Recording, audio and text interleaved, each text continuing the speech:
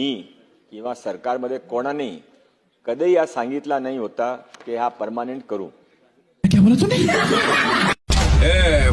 बोलने दे तकलीफ हुआ है बेचारे को. बोल. ते पूर्वी 3-4 वेळा आंदोलन पण केलं, त्यावेळी त्याने सांगितलं की हा तुमचा भ्रम आहे.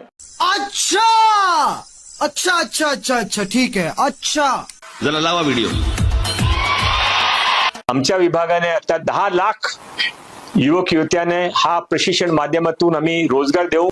आता आम्ही 6 महिन्याचे एक्सपिरियन्स ते सर्टिफिकेट पण देणार आहे, ते आमचे मानधन पण देणार आहे. आणि आमच्या सर्वांची अशी अपेक्षा आहे की 10 लाख लोकांमध्ये कमीत कमी 50% लोकांनी तिथे ज्या आस्थापनामध्ये ते प्रशिक्षण घेत आहे तिथे त्याने परमानेंट रोजगार मिळेल, इथे त्याने परमानेंट रोजगार मिळेल. खोट बोलायचं नाही. जिस राह पे तुम चल रहे हो बेटा, एक दिन बुरी तरह फंसोगे.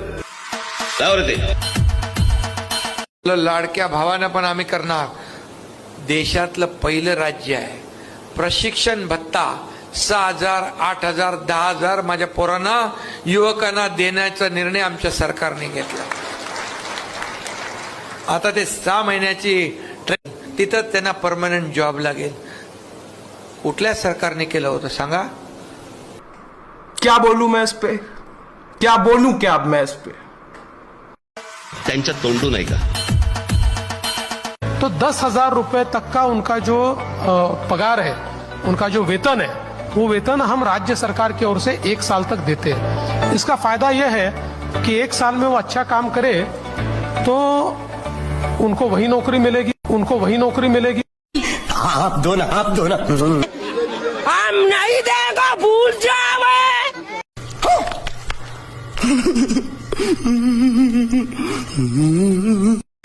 पुढे लाव. ऐका, येतोय त्यातल्या जवळपास 1.5 लाख लोकांना नोकऱ्या आपण ऑलरेडी दिलेल्या आहेत. मी तुम्हालाही विनंती करेन की या योजनेचा मोठ्या प्रमाणात लाभ आपण घेतला पाहिजे. आणि त्यातनं एकदा 1 वर्षापर्यंत एखाद्या आस्थापनेत काम केलं, आपलं काम चांगलं असेल तर त्या ठिकाणीच परमनंट नोकरी देतील. तुम्हारे जैसे लोग इस देश के लिए श्राप है. पहले सपने दिखाते हैं और फिर कहते कि नहीं ऐसा नहीं हो सकता.